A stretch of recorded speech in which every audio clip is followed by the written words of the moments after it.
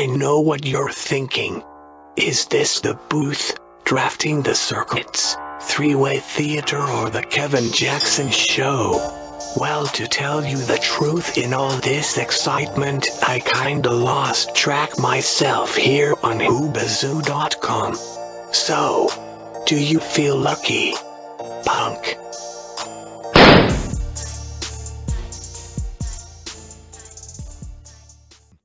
Good evening, folks. It is, what is the date today? The date is March 29th, 2018. It's the last Thursday of March 2018, but it means we have another episode of Oscar Mike Radio. This is episode 86, and I'm with a guest tonight out of Iowa, from the Midwest, the Heartland, a place very near and dear to me because I grew up in Illinois. I'd like to welcome my good friend Jody to Oscar Mike Radio. Jody, welcome. Hey, how's it going? It's going great. Really, excited to have you on, not just because you're somebody new to the podcast, but also you have a really interesting story, and I kind of want to give you a chance to talk about it and what you're doing. And you reached out to me, and you're with this organization about Run for the Fallen. And I had never heard of them before, so I was hoping you could give an overview of what they do. Absolutely. We actually have kind of two organizations run together, I guess you could say. We have America's Run for the Fallen and then Honor and Remember. And America's Run for the Fallen was actually started 10 years ago by an individual who, one of his battle buddies was killed in action, and he wanted to honor him. And he wanted to honor other fallen veterans because his goal was he didn't want them to be forgotten. And so he ran across the United States. He honored about a little over, I think, 3,000. And it ended up growing, and people heard about it, and they wanted to help. They wanted to help donate, and they wanted to do this, and they wanted to do the same thing. And then my friend George, he actually lost his son in Iraq, and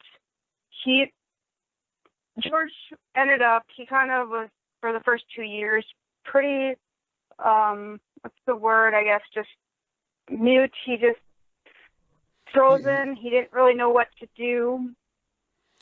And was he just trying to find a way to come back or cope? He was trying to find a way to cope, and absolutely, he didn't know how to grieve. He was proud of his son, but there's still that grieving process. There's still my son's gone and he's not coming back, and you don't move on from that quickly. It takes a while, and you're never completely healed from something like that because that was your child. That was your loved one. That was the person that was a significant human in your life. And, and George knew, though, that his son, died for our freedom. He died doing what he loved, and that was what kept George moving, and that's what has kept him going. And that's when Honor and Remember was born. Is he wanted to make sure that all Gold Star families were honored, and the flag is actually, all the definition is on the website, honorandremember.org, and we have also runforthefallen.org, and it explains on there about his flag and the meaning from it. So this started out as a very personal thing. And I think a lot of people subconsciously forget that there's a price that's paid when a loved one's lost. And so I think it's great that they have this outlet to make sure those families are not forgotten. And if you would, we were talking before the podcast, this is a very personal mission for you as well. Would you want to talk to us about that and tell us what this means to you. My brother, Sergeant Rocky Littlewind, served in the United States Marine Corps.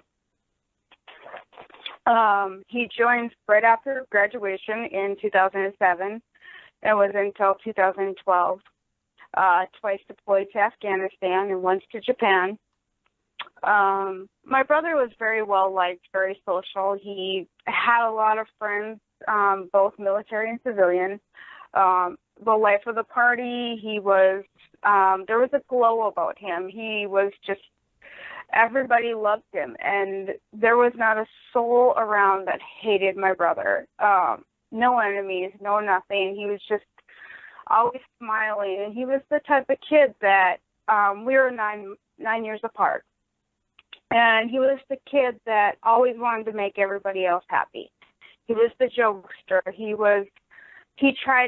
honestly, if he could have, he would never be serious because he didn't like to be. He wanted to make sure that if somebody else was sad, that he cheered you up. And he was a major factor in helping me get over my divorce. He was there every step of the way, just making sure I was okay. And he's always been that type of person. He was always there for everybody else. He loved the Marine Corps. We came from a area that wasn't the greatest, and he had a tough childhood, but he rose above it. He looked on the brighter side. He didn't want to go backwards. He always wanted to go forward. And he was a friend to everybody who knew him. And, after he passed away, I heard from a lot of his battle buddies, and it was amazing to just hear a lot of the stories, to hear how much of an impact that he made on them. He played the drums in high school and was in the band. He was in Rocky, and he just was wonderful. He was my hero, and he played Army growing up as a kid. Honestly, I thought he would go in the Army. I didn't think of him as a Marine. So the day he called and told me, I was pretty shocked. Just always thought he would be a grunt. But nonetheless, I was so proud of him. If I may, because my sisters, had the same kind of feeling in a way. What was it like when you first saw him in his dress blues? What did that do for you as a sister? I was proud. I was just gleaming with excitement. I knew the dangers. I knew that, he could get deployed and get killed in action. I knew that he probably would come home with PTSD. I do a lot of advocating work for veterans and PTSD, and done some schooling for psychology and that. So I knew the dangers. A lot of my friends and my family, my ex-husband, they're all military. So I knew that danger, but there's just something about seeing him serve his country. It's, whenever I look at any soldier, whether in passing or in a picture, there's that admiration for them. And that was the best thing in the world, is to see that he was fighting for what he thought was right and what he needed to fight for.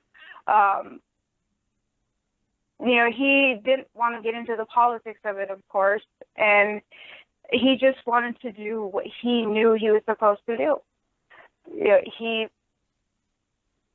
He fought for my freedom. He fought for yours. And obviously you fought for mine also. And I want to say thank you for your service. I appreciate everything that you've done, Travis. So, I think your brother would say the same thing I would, is that it's an honor and a privilege.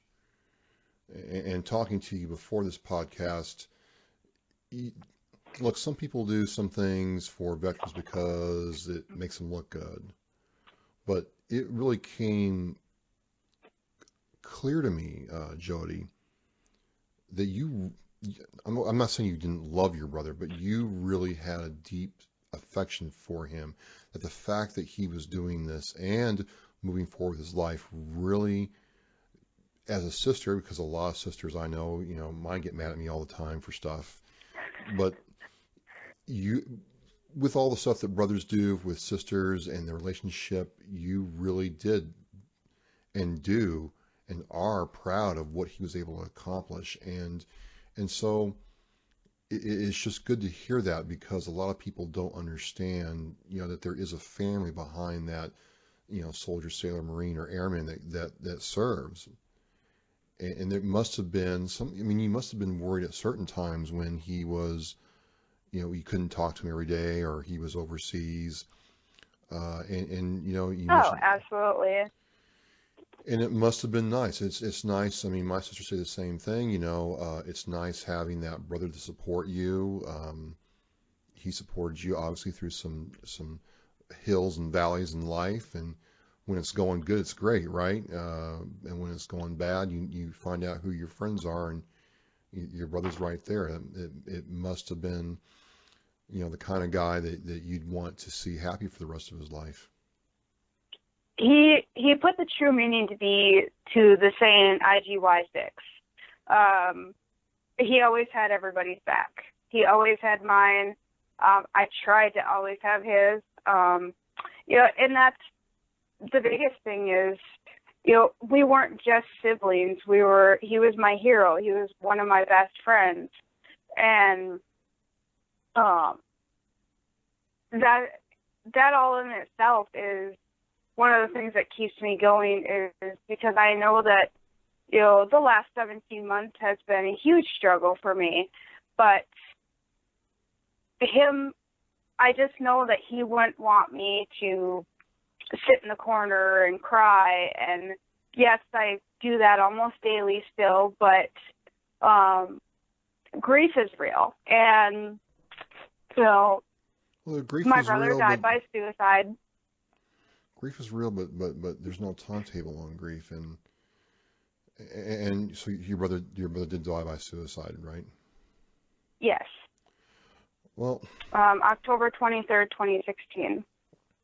Well, it kind of leads me into my next question, and I don't think I should, and I don't want to kind of go down that road with you for this, because it's painful enough. But I have had buddies of mine pass on. I have helped bury people who have done the same thing, and people always ask, well, why didn't the family know about it? And I did want to ask that, because here's where I'm coming from. A lot of times talking to the family is there's no sign, or there is, he was happy, he was putting on a front, come to find out, and you just don't know, or you're just not aware of what the signs are. So it's got to be hard. Well, for me, because of doing advocacy work already for veterans and very strong about it, I knew the signs. I very much seen the signs with him. We talked a lot at length with him about it together. And he knew that I was always a phone call away. Anytime he wanted to talk, he had his moments. When he got back from his second tour, I would say the first tour was still a little iffy. We knew that I knew he was struggling. He didn't talk about it a lot with anybody. I think a lot of people really didn't know, because he did put on a front. But he really started more drinking. And I seen that. As a sign, and I kept warning him, like, dude, you need to get some help for this, and there's nothing wrong with asking. And I reached out to many people. One of my favorite people actually is Soldier Hard, Jeff Ferrello. I listen to his music. Actually, he just recently dropped an album, by the way. But his music helped me in dealing with my brother's deal. There's another Marine who was in Vietnam, Sergeant Brandy, and I went to him all the time for advice because I wanted to make sure that I approached my brother appropriately. A lot of times, if you don't, you'll push them away, and I didn't want to do that with him.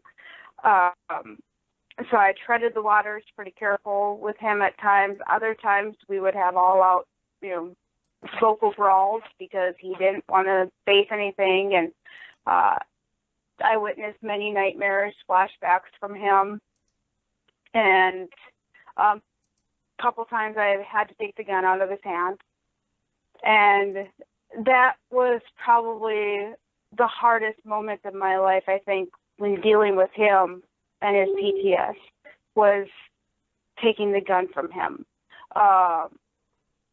And he used to tell me that if I knew what he had done, I wouldn't love him anymore.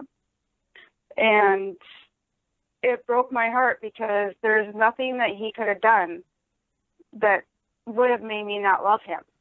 And there was one night where he called me and he goes, okay, I got a 12-pack of beer, let's go. And he sat and talked all night bawling about what he had done over there. And he thought I was going to think differently of him, and I didn't. And I told him that he was the bravest person that I knew, for being willing to share that with me and tell me. And he still said that it was really hard, that he just didn't want to talk to anybody about it, and that in a way he was ashamed because he didn't want people to think differently about him. He didn't want the closest people to think that he was this horrible person. And that's a lot of the veterans that I've spoken to is the same story that I've heard over and over. But the one thing that we have to realize, and that the public has to realize, and society and other family members, is that you guys were trained to do what you were trained to do, and that was to kill the enemy. And so therefore we can't fault our soldiers and our Marines for that.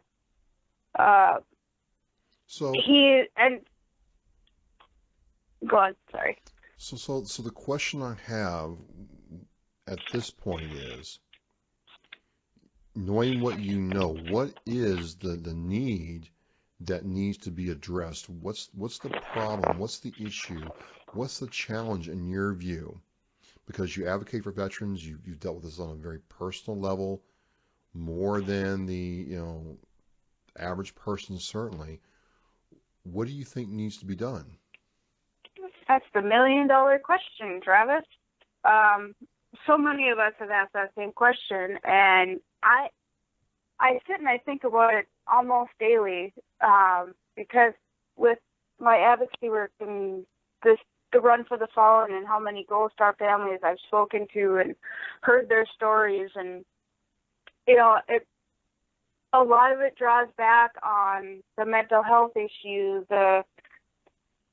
When you're coming back from war, or you're coming back from, and you're even getting out of the military and you're transitioning into the civilian life, a lot of times even like your MOS doesn't transfer to civilian life.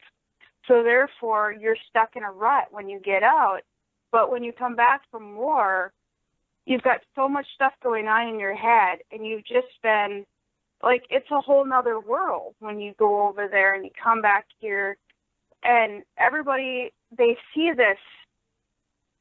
When a person comes back, family members are so happy to see them. They're joyous. They hug and they cry. And they see a whole body. And to that soldier, they're broken. And so we need to fix that brokenness, and we need to make sure that they're okay. But, in the military for so long, and I'm assuming that you're probably bred with this one too, is that you have to be strong. You can't tell people how you're feeling. You can't,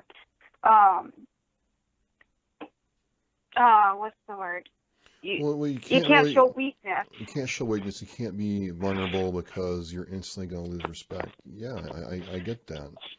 I get that. But also to say, and a lot of guys are afraid to say. I have a Gold Star family who, her son died by suicide, but he wouldn't go and get help because he was too scared. And he was active duty. But he was afraid that if he got help, that he would no longer be able to be in. And so I think that that's a lot of our problem right there, is that guys are afraid to, or gals, are afraid to say anything while they're in active duty because that's their life. So many of them want to continue full-time active military, and they're afraid that their whole lives will be washed away if they reach for help. And that's part of it, that they should be able to reach out for help and still not have it affect their career, which, I mean, I haven't served, but I've witnessed it so much, and including with my brother, that I think that that's one of the best things, is that I would rather that our soldiers and our Marines, Coast Guard, airmen get that help while they're in, so they can be the best that they can be, which is what they're trained to be, and for that, I think that we're missing so much of the disconnect. And luckily enough, I think that we're getting better about society, knowing more about it, but yet, we're having these struggles of, some of our veterans going off and shooting or whatever they are doing, which is not helping. Society certainly goes, whoa, wait a minute, they're crazy, and they should all be locked up, or they shouldn't have guns. But that's not the case. A lot of them are at their wits' end, and they just don't know what else to do. They ended up, and by the time that they get to that mentality, they're no longer thinking straight. And it's going to take a major uproar to snap them out of there. I have a friend of mine who was a veteran. When he was overseas, mortar struck down by where they were sleeping, and he ended up with a severe TBI. They didn't know that. He came home, transitioned out, and he ended up leading law enforcement on a high-speed chase. He wanted to go suicide by cop because of everything that had gone over there. And he had reached out to the VA. Yeah. And no help. He was turned away and wasn't getting the proper help that he needed. And he went and did some not so great things. And luckily enough, there was one law enforcement officer, a sheriff, female, who she thought straight and said, there's something not right by this. We need to figure out what's going on. I can guarantee you 100% he's a veteran. And they radioed in, came back, and they said he's a Purple Heart. He's combat vet. And she said, you're not dying on my watch. And he didn't die. And today he's doing amazing. He's got a little girl now. He's gotten help. And, he's amazing. And he went to, actually, ironically, he went to the treatment center in California where that shooting happened not too long ago. Oh, wow. But he got great help from them. They were amazing for him. As far as what happened recently, I don't know the full story, so I don't want to judge that because I don't know the full story of what had gone on. And I've just watched over and over, the struggles of how they just end up giving up because the VA doesn't want to help. Now, we want to talk about opioids and, the medication. In my eyes, all I have seen is drug after drug after drug for our veterans. And they just pile them on rather than getting to the bottom of what is really going on. Yes. Yeah. Yep, I've seen that personally. I've seen where over the course of a year, a guy that I knew was homeless, started getting off the meds they had him on, and a year and a half later, he took one drug, then took another drug to counteract the effects from the first one. It was a domino effect. So I'm not saying that clinical medicine is not good. It is. But for a while there, that was the standard practice, was just to medicate him until, the symptoms went away. So I definitely agree with what you're saying. Right. No, and I'm not saying that it's all bad. From my experience, I just don't personally like, the vets being given so much. So I think that we ride a thin line on that one of what can we do to not have to give these veterans so much medication. And I was recently at Bass Pro in Independence, Missouri, and ran across, there was a booth there for a retreat center for veterans. And they were doing a raffle and all that. And it was just a really neat thing because a lot more people have, a lot of veterans are starting these businesses and these retreats and these nonprofits and different places for our veterans to be able to go and to just kick back and get, and that's what we need to see more of. And so I think that these nonprofits are amazing because when they get the camaraderie of each other and they get to go do something that isn't so stressful, and they can just kick back, lay back, and do hunting or fishing or this, that's their stress relief. And so seeing these retreats coming around, it's amazing. And I really love hearing about them. I get really excited. I was super excited when I came running across that one. I talked to the owner of it, the one that started it. Its area was beautiful. They showed me some pictures and just amazing. And there's a lot more popping up now because a lot of people are wanting to help our veterans. A lot of the veteran-owned companies. I mean, we have Hollow Project. I'm not sure if you've heard of him, Corey Schiller. He is in Florida. I think I pronounced his last name right. Maybe not. Sorry, Corey, if I didn't. But he actually made my brother's bracelet, and now he gives out plaques to the families of the fallen. And he's now making T-shirts, and he's doing his part. He's also a Marine. And so for these veterans starting these companies, it's their healing process from what they went through. And while it will never leave them, it helps heal them to the point that they can function in society and be successful citizens. And to where a lot of them are saying, I'm doing much better, I don't need the medication. Right.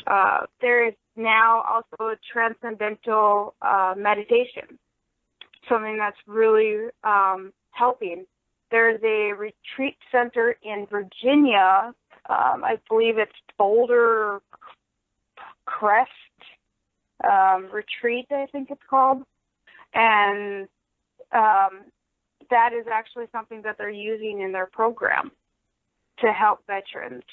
I've heard a lot of great stories about how that's helping.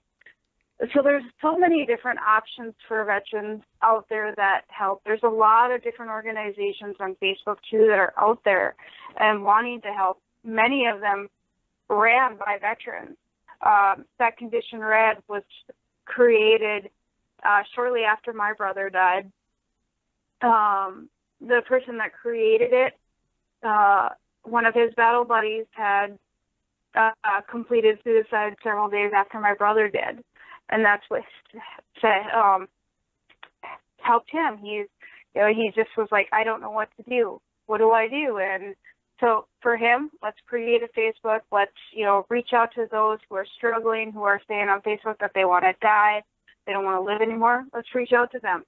Let's, be their battle buddy. Let's, IGY6. So that was a big thing, and I was a moderator on there for a while and helped out. And for me, it was just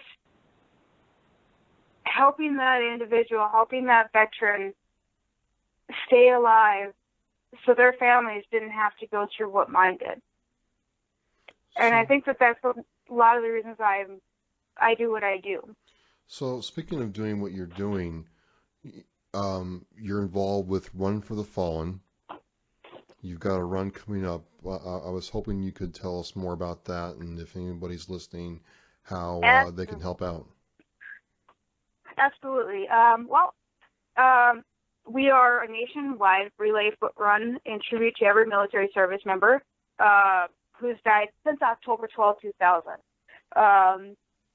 We are going 6,000 miles, nearly 20,000 fallen veterans from Fort Irwin, California, April 7th, and ending on August 5th, 2018 in Arlington National Cemetery. Oh, wow. So, of course, we're looking for runners to run these.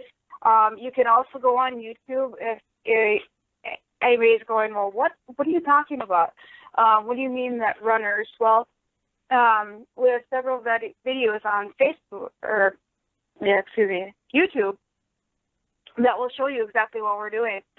So we obviously need fit, runners, and we want a lot of the, especially the veterans, to come out because we know, of course, if you're active, you really need to stay fit. And so they run, and then every mile they stop and they read a marker for their the fallen hero. We try really hard, or we really want the Gold Star families to make it. This run was, when it was created this time around, we had to go by date of death. So unfortunately, your loved one might not be in the same state that you're in, which is the hardest thing. My brother died in North Dakota. He's going to be in North Carolina, so I don't know that I'll be able to make it. So we try to give some time in advance to let you guys know that this is where your loved one is at and going to be honored. So throughout that run, we go about 50 miles a day. We do not go over it. The whole run is mapped out. I did not make that run, or I did not have any part in creating it. So we go 1 mile, we read the mile marker, and then they take off and go again. So it's a very quick thing. It's they don't stand around and chit-chat. They literally run, read it, stop, go again. We will be flying 4 different flags, which is the American flag, the state that we are in.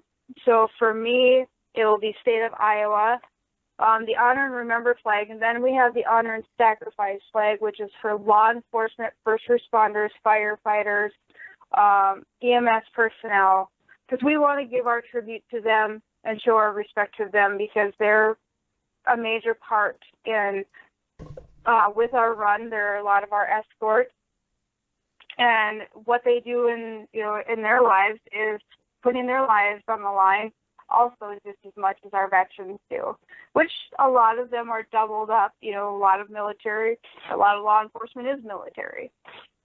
So we definitely want to honor those, so we fly those 4 flags. We run about 4 to 6 runners at a time, depending on how many. We want to have 16 to 24 a day at least, so we don't wear each other out. You run for about 2 miles and then rest for 6, depending on what and how in shape you are. It's up to you also. You make that ultimate decision, but we also don't want to wear you out. And we do have EMS following along just in case anything does happen. And then at the end of the day, we have a ceremony. We stop at 5 o'clock, and I know there's some time change in some of the states. I'm not really familiar with it, but so at the end of the day, we have a dinner and a ceremony. And basically, in these towns we have certain towns that we're stopping at, and we get together with the town and we reach out to them and we get the towns involved. We want the towns to own the event. We want, the public to come out and see us running. A real community event. Absolutely. We want our veteran communities to come out. We want everybody to come out and see this and see what we're doing and see why we're doing this. And then, so we have this dinner, and then we have a ceremony for Gold Star families, in which I don't know how many people know what the definition of a Gold Star family is. It is actually, I think the criteria is changing a little bit. Because originally a Gold Star family meant that your loved one was killed in action. It is changing. I believe the definition is that if your loved one died due to suicide, that because of their time of service and what they went through, then I do believe that is actually going to be added as part of the Gold Star description. So what we do is we hold these ceremonies with our honor and remember flags and give them to our Gold Star families in honor of their loved ones. It's heirloom quality. This is an amazing flag. It's beautiful. It's handmade. And at the bottom, their names are embroidered. The hero's name is embroidered, and then we give these to the families as a tribute to their fallen loved one. So it's definitely, it's a beautiful moment, and we have a lot of videos that actually have the presentations on there also if you want to watch those. And so we end our run in August, obviously August 5th in Arlington, Virginia at the National Cemetery. So it's all about just giving tributes. We have on our database, if you have not signed your hero up or you don't know if they've been signed up, go online on runforthefallen.org and you go under Find a Hero and click and see if they're under there. If they're not, go ahead and add them. If you want to be able to receive a flag, and we never ever charge. We don't take money from the Gold Star families for these flags. We find donations and sponsorships. No money? No money at all. No. Okay. And so, family members can run also if they want, but they do have to keep the pace. And then if whoever's running also has to get their own transportation to the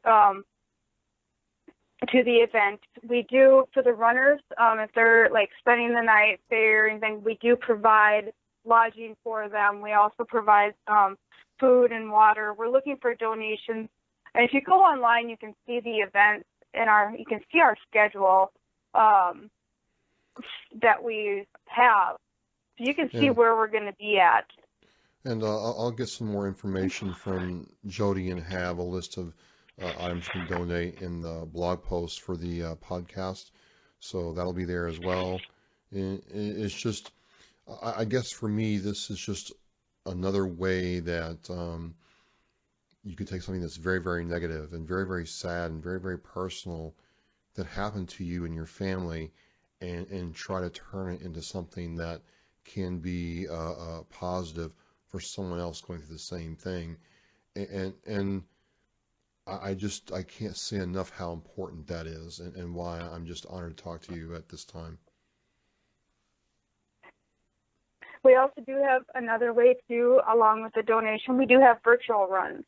Okay. So if you want to go on there and check it out, you get a T-shirt and you get a little medallion thingy that goes around your neck. And by the way, I will have no participation on the running part because you don't want to see me run unless I'm being chased. And even then, I'm going to ask for a donate. So definitely not a runner. I wish I was, but I don't have that.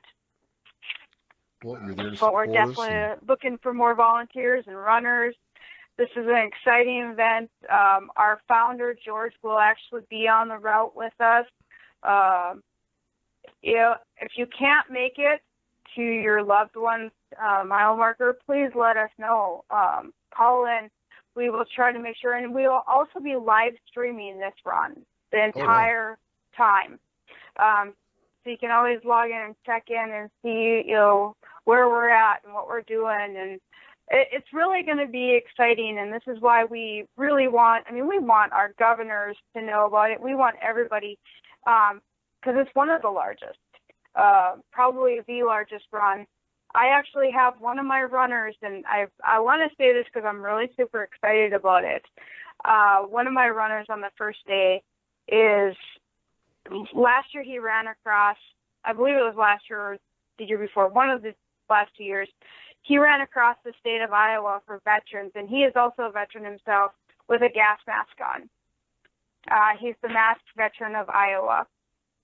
And so I'm really super excited to get him on board. And then I also have one of my other runners. She ran the Boston Marathon 4 years ago.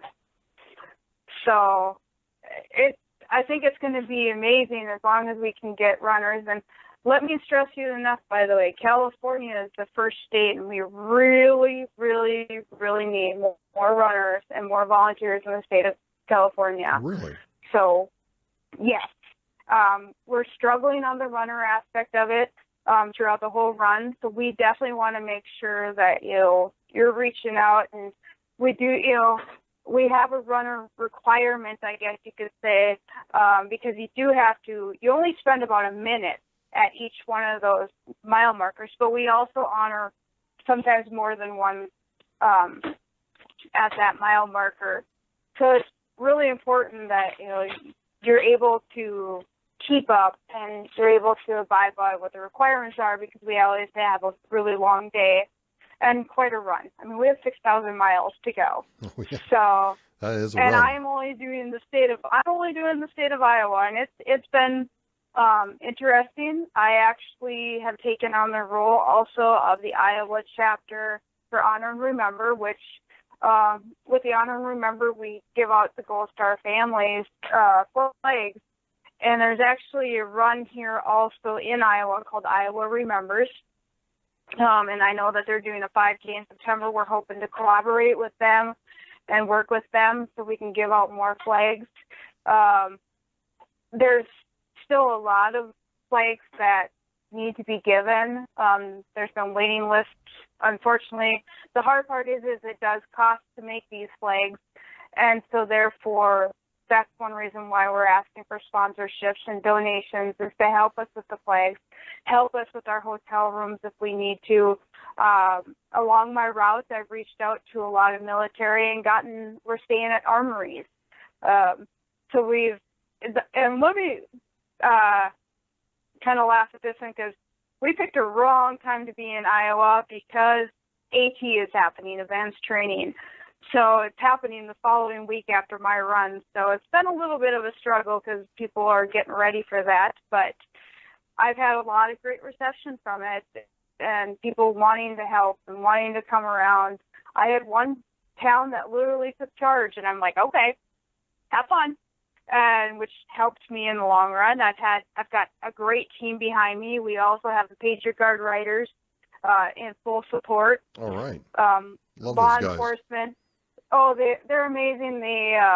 One of my good friends, Arlen Halverson, up in North Dakota, he's captain up there for the PGR. I reached out to him after my brother died, and he was a major help with that and getting the PGR. And it was cold. It was in October, and North Dakota's cold, So overall, this event it's been healing for me. I've only been doing this for a little while. I took it on, not realizing that it's a lot of work, but it's been exciting.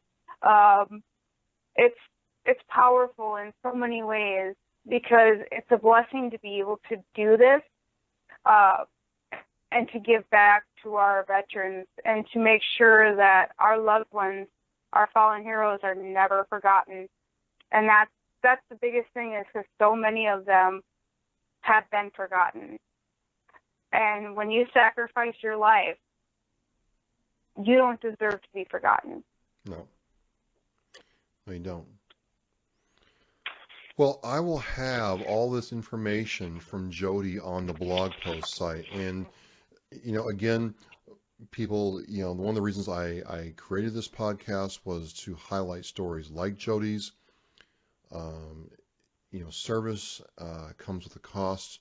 Folks, I just want you to know that I will be dedicating this podcast to the memory and service of Sergeant Rocky Littlewind, and also to the outreach and work his sister does on behalf of veterans everywhere in the United States, in America.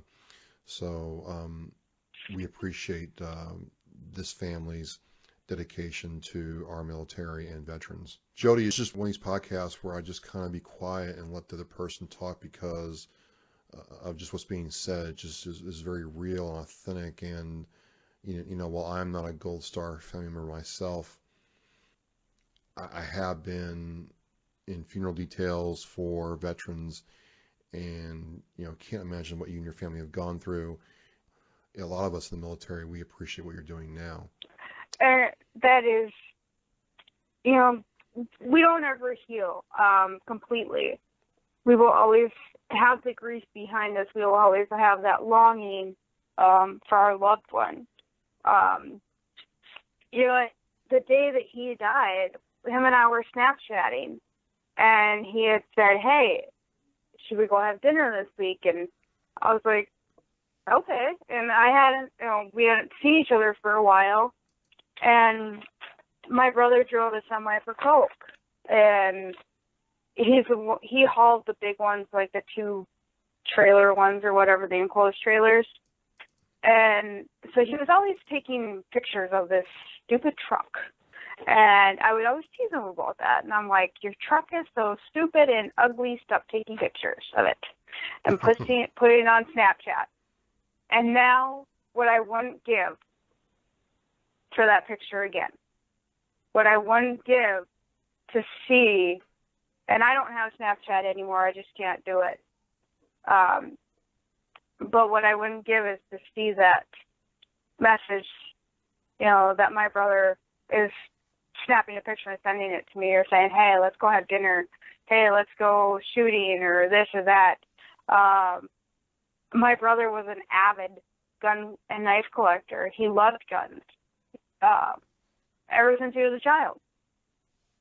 So, and while that's the hardest thing, is the fact that, yes, he went, on how he went out and how he died. But I'm not going to lie, I'm a true supporter of my Second Amendment, and I'll never stop loving my guns, I guess you could say. But his death rocked my world, including his girlfriend, her kids, our other siblings. It wasn't what we were expecting. I mean, deep down, I'm not going to lie, in the back of my head, even though he always used to tell me that he felt like he was a coward if he was to go out suicide, I always deep down knew the if, I just didn't know the when. I always wondered in the back of my head if it would ever happen, because I knew him really well. He was the type of kid, him and I were really close, to the point where, there was times we just knew that something was bothering each other, and we would send each other a message, "What's up, Wyatt?" Or we would call each other.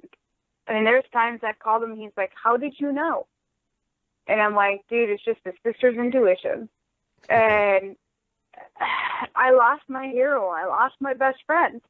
My world crashed. My sister, she's the same thing. Our world just crashed. I've been hurt, mad, and pissed off at the world.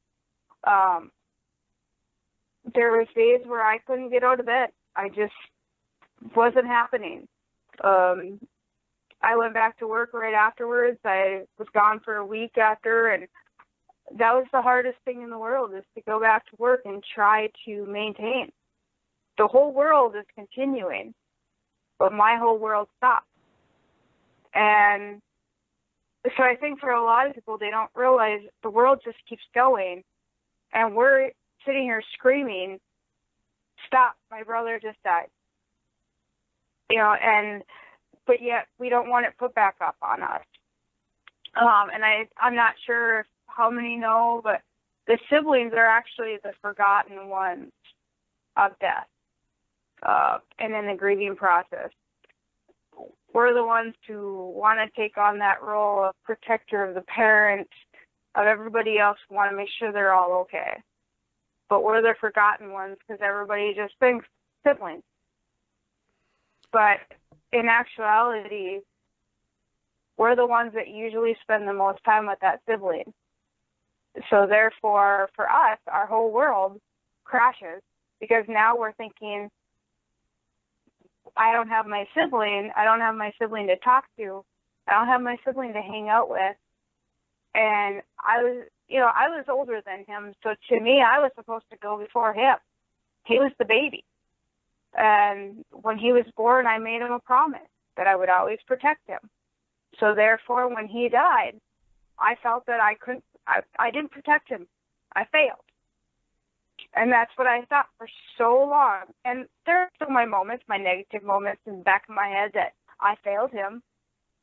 But I tried, prior to that, I tried to get him help. And I know that recently, just before he died, he was trying to reach out to the VA and get help, but he was turned away. Story of our life. Yeah. Story of so many veterans. And until we start really, helping our veterans, we're going to continue to see the suicide rate go up. But what I want to say to our veterans is that there is help out there. There are groups on Facebook. There are groups everywhere. We have a lot of our veterans becoming musicians, and they're letting their music out like that. I have a friend of mine. He is also a Marine, David Boeing. He's amazing with his music. There's John Preston. I mean, there's so many of them out there now that are using their PTS as an outlet. They're singing as an outlet for their PTS. Soldier Heart, he started rapping. He started using his music as a way to deal with the struggles that he had. And he's got many of them on his Redcon 1 team who have also seen combat. We also have Boone Cutler, and he's a huge advocate for the military. And, of course, he's got this wonderful stuff called Warfighter Hemp, but I don't know if we could put that on there, but besides the point. So there are so many other veterans that are just willing to take you in. They're willing to wrap their arms around you and say, I got your back. I have your six. And if you're feeling that low, just, get on Facebook and just type my name in, and I'll find a way to help you. I'll find another veteran. If you don't want to talk to me, I'll find you another veteran to talk to. Just don't get so low that you go out the same way my brother does. So your family has to go through what I'm going through. It's something I'll never get back. And PTS is real. We know that. I had a lot of trauma from when I was a child, so I do have PTS, so I do know that struggle. But suicide is even more real. And it's an end to a small solution. Our loved ones, yes, are now at peace,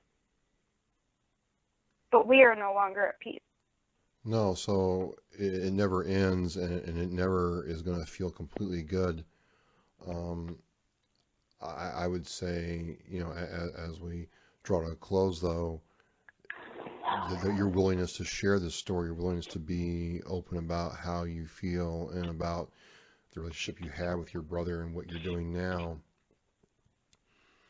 gives me hope. And if it's given me hope, hopefully somebody else will internalize that and reach out, like you said. And you're right, there's so many people out there that are willing to lend you an ear, whether it's through a Facebook message or a text message or to go old school, a phone call. There's help if you want it, and I think it's really great that you're willing to be helpful to somebody, even though, well, I wouldn't say even though, but you've experienced this up close and personal, Jody. So I think we need to listen to what she's saying about trying to just say help. And we're us military guys are bad about that. We are. I mean, I still don't like going to the doctor. I'm going for a 10-year stretch next time. But but my point is yeah, it's hard to ask for help. It's very hard to ask for help, and sometimes. Well, and the other thing that I can say too, though, is, and I know this, some people might take this the wrong way or get mad at me for saying it. Don't use your PTS as a crutch. Don't blame your life problems completely on it, because you can rise above it. You can make a whole life for yourself. And don't be like, well, I'm pissed off and angry at the world because I have PTS. Okay, so does half the other people in the world. But you can rise above it, and it's not a bad thing to ask for help. It's good to reach out and ask and talk to somebody else. I have gone to counseling, and it feels a lot better. Or I reach out to a friend of mine and I say, hey, I'm struggling today.